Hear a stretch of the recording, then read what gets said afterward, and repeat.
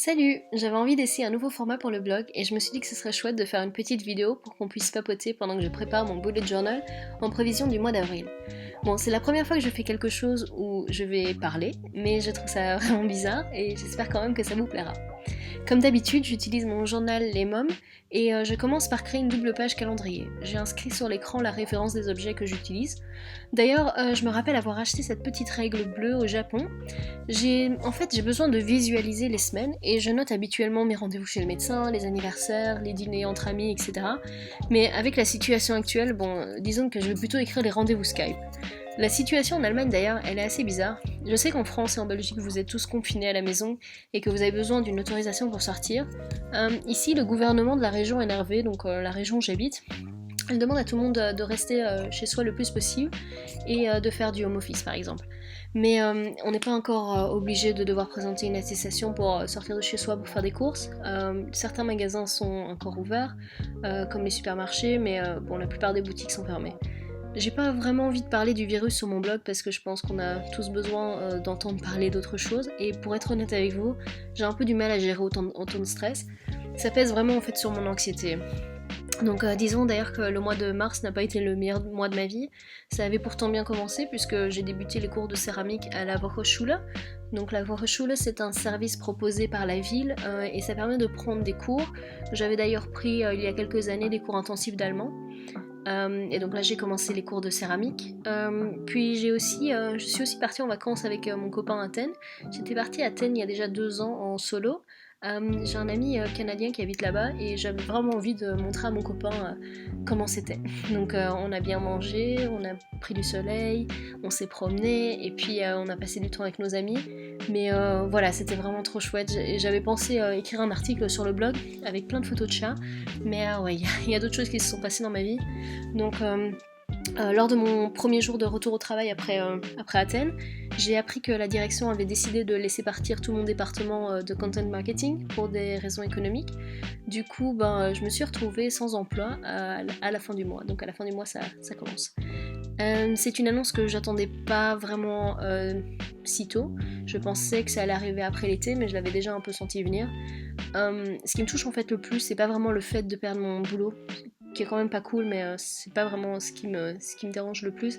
C'est vraiment de voir tous mes collègues en plein désarroi et surtout, j'ai beaucoup d'amis qui viennent d'ailleurs, de loin, et qui ont besoin par exemple de visa pour rester en Allemagne et évidemment perdre son travail dans des situations pareilles c'est vraiment compliqué. Donc je peux pas vraiment me plaindre puisque je suis européenne, mais oui voilà, c'est quand même pas cool de se retrouver sans emploi du jour au lendemain. Donc j'ai eu besoin d'un peu de temps pour assimiler l'information, mais également pour je sais pas, prendre des informations un peu partout et puis aussi faire mes rendez-vous de négociation. Donc voilà, c'était pas génial comme moi. Et puis en plus de ça, il y a le virus qui est arrivé et donc qui a touché l'Europe et donc l'Allemagne. Ouais, j'ai passé un mois de mars assez compliqué mentalement et j'avoue que me retrouver sans emploi dans une situation économique délicate, c'est assez stressant. Mais j'essaie de prendre ça du bon côté et de me dire que c'est le coup de pouce dont j'avais besoin. Et puis c'est aussi une opportunité de repartir à zéro. En plus, je vais pas me plaindre puisque Animal Crossing vient de sortir sur Nintendo Switch et franchement, il n'y a rien de mieux que pour pouvoir contrer la déprime et l'ennui. Hein. Donc voilà, pour en revenir à la vidéo, vous pouvez voir que je suis partie sur un thème aux couleurs roses. Ça me rappelle en fait les cerisiers en fleurs du Japon. Et puis c'est parfait pour le printemps. Donc, j'ai utilisé un washi tape vraiment trop mignon que j'ai acheté à Artbox lors de mon voyage en Corée du Sud. Artbox, donc c'est une papeterie qui vend également des objets en tout genre, tels que des parapluies par exemple, des souvenirs, des produits de beauté, du make-up, mais tout est vraiment trop mignon. Donc ce washi par exemple, c'est des petites pêches qui ont différentes poses, la qualité est vraiment dingue, on voit vraiment que c'est vraiment génial en fait.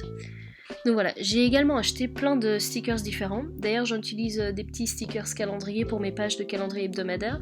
C'est un système que j'ai trouvé et qui me plaît plutôt bien. Donc chaque double page regroupe une semaine du lundi au vendredi avec un espace notes. Mon amie Ophélie du blog Evil from Paradise, elle m'a inspiré à utiliser le système de Dutch Doors pour mon journal. Donc j'ai toujours un peu peur de découper les pages, mais je m'aide de mon scalpel et d'une planche à découpe pour couper le plus possible. Et puis après j'utilise une paire de ciseaux pour couper les petits bouts qui restent. Bon, là dans ce cas-ci j'ai utilisé des ciseaux à bourron que j'utilise d'habitude pour couper mon washi tape. Mais parce que je trouvais pas mes autres ciseaux, mais c'était pas génial, donc vous avez vu, j'ai dû un peu faire n'importe comment. Mais ce que je fais pour cacher un peu la misère, en fait, c'est que je renforce les pages découpées avec un petit peu de washi, et puis c'est bon, et en plus c'est trop mignon. Donc voilà, j'ai oublié d'ailleurs que le mois comptait 4 semaines et non 3, donc j'ai dû rajouter un autre panneau à ma Dutch Door, mais au final, je trouve que c'est vraiment un système qui m'aide à bien diviser mon bullet journal en différents mois. Donc ensuite il me reste plus qu'à écrire la date et le jour. Et puis voilà, je suis prête pour un nouveau mois, qui je l'espère franchement sera meilleur que celui que je viens de passer.